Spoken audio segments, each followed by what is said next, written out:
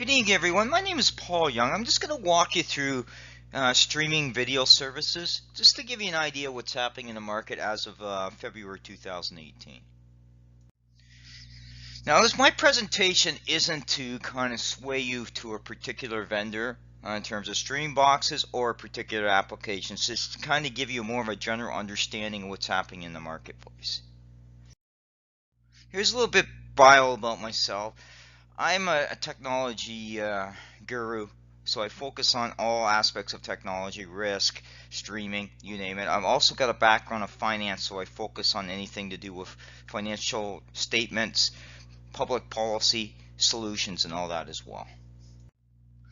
I'll talk about the architecture, talk about top streaming services, I'll talk about the market, I'll give you a SWOT, which is strengths, weakness, opportunity, threats, talk about subscription services,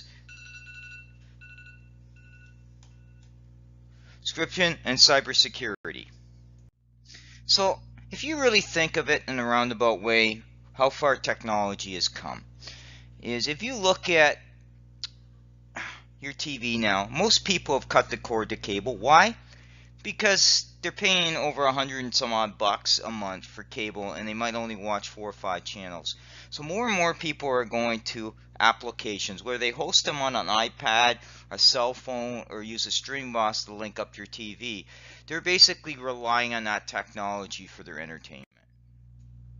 Now, over the past 2 or 3 years, streaming services have taken off. Netflix was one of the biggest players in the marketplace, but more and more have added, like Amazon has its own video. You get into Crackle, Crave TV, Tubi Television. All of them are applications and streaming services. A lot of them are zero fees up to where they charge you a fee per month.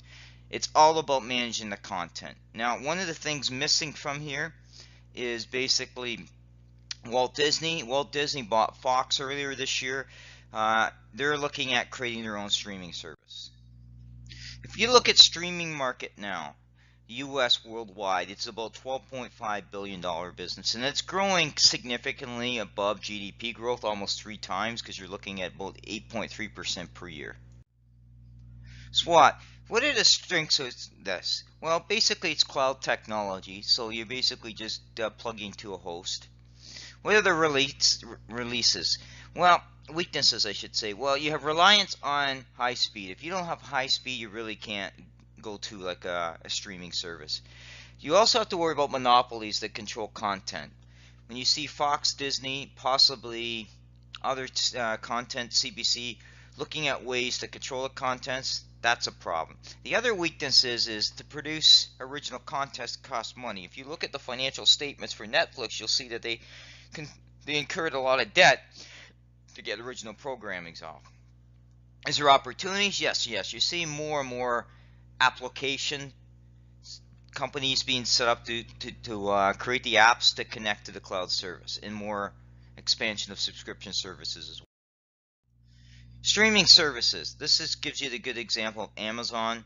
You pay as your fee. I also listed Walt Disney that they're looking at expanding. Now let's talk about market price and point with Android boxes. These are not ones I necessarily recommend or don't recommend.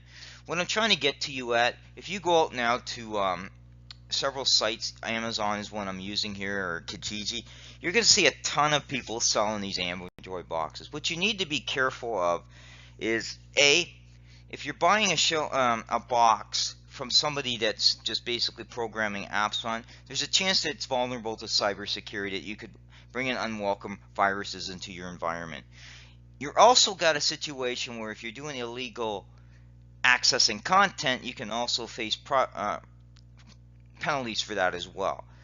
That's why if you go to a main company like Roku, Amazon, or Google, their basically boxes are upgraded all the time. They put the money in R&D. They put the proper security controls on it, and they only put applications on there that they sanction. Best Android boxes in the market. This is just a survey from a tech grader. They're talking about these companies, but if I went to another site, I probably would get somebody else saying different boxes. This kind of gives you an idea of some free apps: Tubi TV, Ovi Guide, and Mill Creek.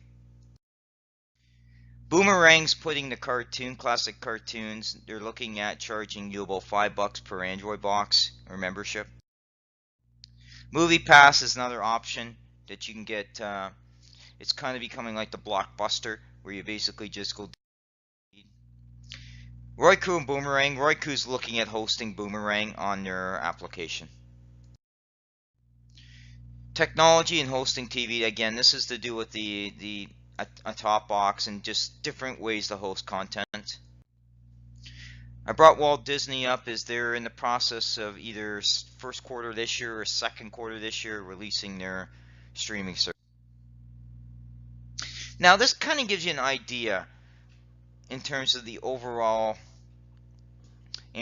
Android box and hosted. One of the things you need to be very, very careful is cybersecurity. Now there's a link here, a guy talks about the code and how it can be hacked. So just remember this, your internet portal allows you can protect people from accessing your content, but that doesn't protect viruses coming through. That's why most of your devices have some sort of virus checker on it. So you need to be very careful you're not bringing in viruses through the back door by going to an illegal application that's attaching a cookie that's got a Trojan or some sort of virus to it. So you need to be cognizant of that. I also suggest you only buy boxes from brand names. They support the applications. There's R&D. If there's issues, then you've got support. These fly-by-night companies might be here today, gone tomorrow, so you need to be cognizant of that. Thank you.